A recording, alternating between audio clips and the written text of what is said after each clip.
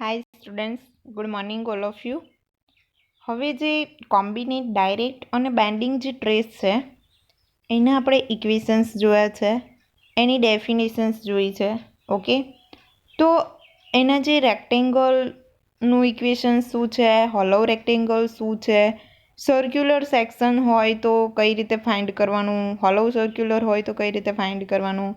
Okay, એની જે core અને જે કોલમ છે એના પર જે લોડ લાગે છે એને આપણે રેફરન્સ અક્સિસથી જે લોન્જિટ્યુડિનલ અક્સિસ છે એનેથી લઈને લાઇન ઓફ જે એક્સેન્સ છે એ બંને વચ્ચેનું ડિસ્ટન્સ કઈ રીતે ફાઇન્ડ કરવાનું છે એ જે બધું છે એ આપણે ઇક્વેશન્સ જોયા છે. હવે એ ઇક્વેશન ઉપરથી આપણે એક્ઝામ્પલ જોઈશું. તો અહીંયા આપણને એક એક્ઝામ્પલ આપેલો છે કે એક લંબચોરસ કોલમ 200 × 400 mm માપનો છે.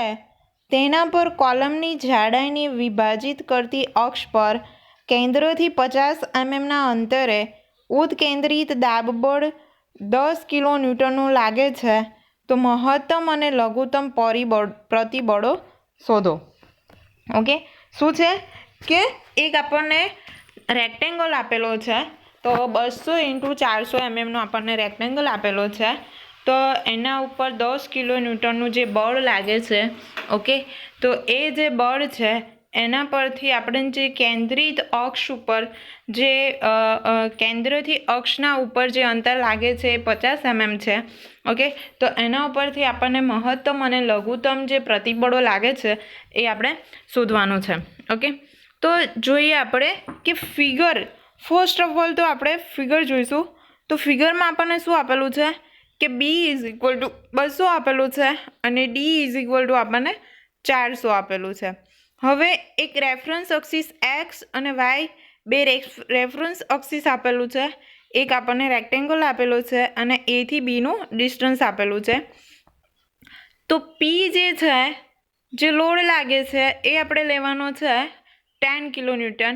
ઈ જે છે એ 50 mm છે. ઝેડ જે છે એ આપણે શોધીશું કે IYY ડિવાઈડ બાય વાય, મતલબ કે 400 × 200 ડિવાઈડ બાય 12 × 100 માટે આપણને ઝેડ મળશે 2.67 × 10⁶ mm3. ઓકે, હવે જે સિગ્મા મેક્સિમમ છે આપણે શોધવાનું છે. તો સિગ્મા મેક્સિમમનું ઇક્વેશન્સ આપણે જોયું છે કે P/A પ્લસ M/Z. ઓકે, તો પીની જે વેલ્યુ છે એ આપણને કિલોન્યુટનમાં આપી છે, એને આપણે ન્યૂટનમાં કન્વર્ટ કરીશું તો 10⁻³ મળશે આપણને. તો 10 × 10⁻³ ડિવાઈડ બાય એની જે વેલ્યુ છે, તો એની વેલ્યુ આપણને આપેલી છે કે 200 × 400 પ્લસ M/Z, તો 10 × 10⁻³ × 50 ડિવાઈડ બાય Z આપણને આપેલું છે. તો Z 2 × 6 7 × 10⁶. M is equal to શું આપેલું છે, P × E આપેલું છે. તો પીની જે વેલ્યુ છે એ આપણે ફાઇન્ડ કરવાનું છે અને ઈની જે વેલ્યુ આપણને આપેલી છે 50, એ આપણે લેવાની છે. ઓકે, તો જે સિગ્મા મેક્સિમમની જે વેલ્યુ છે એ આપણને મળશે 0.125 પ્લસ 0.187. ઓકે, હવે જે વેલ્યુ છે એને આપણે પ્લસ કરીશું તો સિગ્મા મેક્સિમમની જે લાસ્ટ વેલ્યુ છે એ આપણને મળશે 0.312 Nm/mm² કોમ્પ્રેસિવ. હવે કોમ્પ્રેસિવ મતલબ કે પ્લસ હશે અને ટેન્શન હશે તો માઇનસ હશે. હવે આપણે જોઈએ કે સિગ્મા મેક્સિમમ જેવી રીતે ફાઇન્ડ કરવું છે આપણે, એવી રીતે સિગ્મા મિનિમમ ફાઇન્ડ કરીશું. બંને જે ઇક્વેશન્સ છે એમાં શું ડિફરન્સ હશે કે સિગ્મા જે મેક્સિમમ હતું એ પ્લસ હતું, જ્યારે સિગ્મા જે મિનિમમ છે એ માઇનસ થશે. તો P/A માઇનસ M/Z, તો P/Aની જે વેલ્યુ મળી હતી આપણને 0.125 અને M/Zની વેલ્યુ મળી હતી એને આપણે માઇનસ કરીશું તો આપણને જે વેલ્યુ મળશે -0.062 Nm/mm². હવે જે થશે ટેન્સાઇલ થશે. પેલું જે હતું એ કોમ્પ્રેસિવ, મતલબ કે જે દબાણ હતું એ, અને જે મહત્તમ ને લઘુત્તમ, મહત્તમ એટલે મેક્સિમમ થશે અને લઘુત્તમ એટલે ટેન્સાઇલ થશે.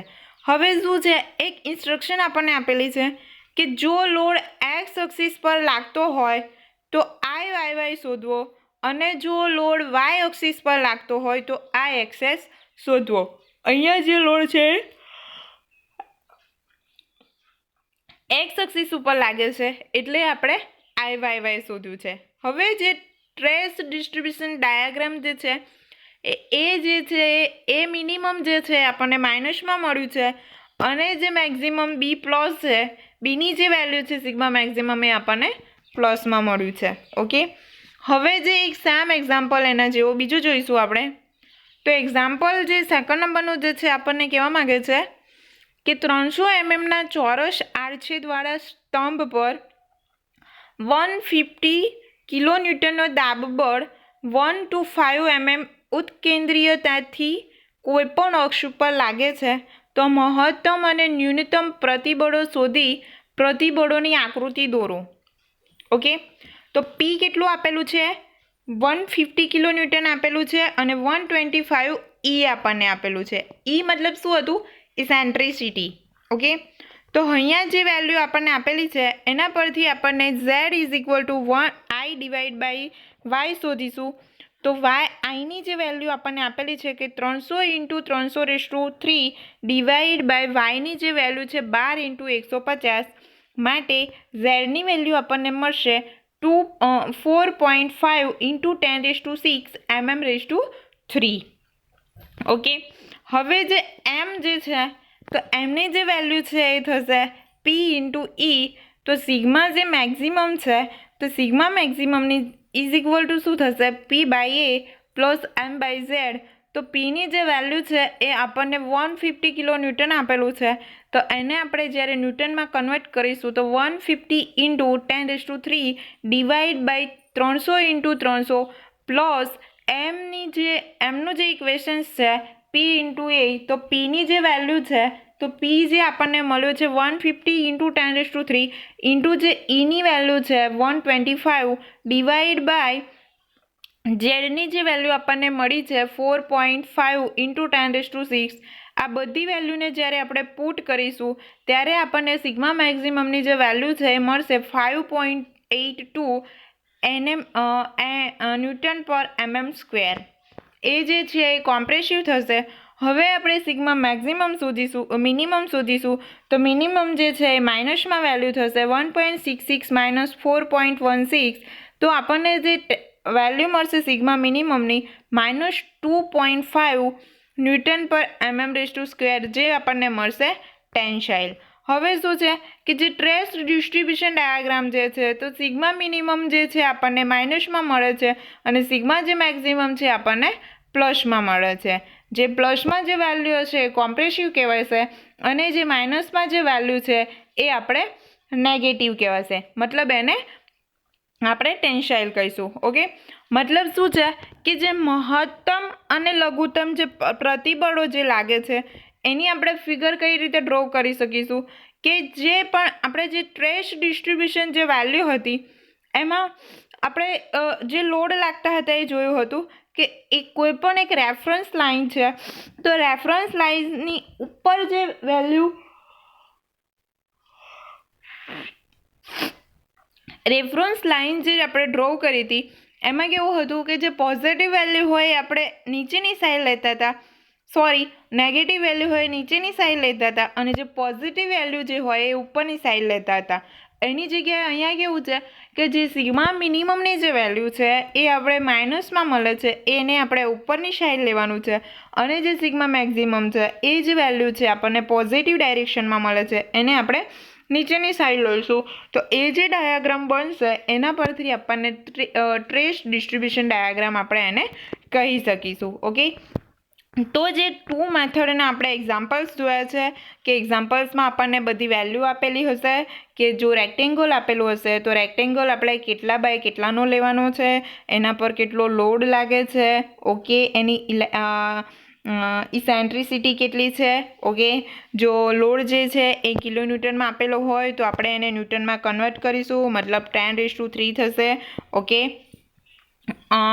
તો શું થશે કે જે કંઈ બી વેલ્યુ આપણે જે ફાઇન્ડ કરવાનું છે એ આપણને એક્ઝામ્પલમાં આપેલું હશે કે તમારે સિગ્મા મેક્સિમમ ફાઇન્ડ કરવાનું છે અને સિગ્મા મિનિમમ ફાઇન્ડ કરવાનું છે. જો સિગ્મા મેક્સિમમ ફાઇન્ડ કરવાનું હશે તો એની જે વેલ્યુ છે એ પ્લસમાં આવશે, અને જો સિગ્મા મિનિમમ ફાઇન્ડ કરવાનું છે તો એની જે વેલ્યુ છે એ માઇનસમાં આવશે. બંનેના ઇક્વેશન સામ જ હશે, બસ ખાલી પોઝિટિવ અને નેગેટિવ, પ્લસ અને માઇનસ જે છે એ જ જે ચેન્જ થશે. પ્લસ અને માઇનસ જ્યારે ચેન્જ થશે તો બંનેની વેલ્યુ પણ ચેન્જ થઈ જશે. ઓકે, તો બંનેની જે વેલ્યુ મળશે એના પરથી આપણે ટ્રેસ ડિસ્ટ્રીબ્યુશન જે ડાયાગ્રામ છે એ ડ્રો કરી શકીશું. હવે જે નેક્સ્ટ મેથડનો જે કંઈ બી એક્ઝામ્પલ્સ હશે એ આપણે નેક્સ્ટ લેક્ચરમાં જોઈશું. કેટલા એવા ઇક્વેશન્સ છે જે અલગ અલગ ટાઈપ્સના છે, તો જે કંઈ બી ઇક્વેશન્સ છે એના પરથી આપણે અલગ અલગ મેથડના એક્ઝામ્પલ નેક્સ્ટ લેક્ચરમાં જોઈશું. So thank you so much.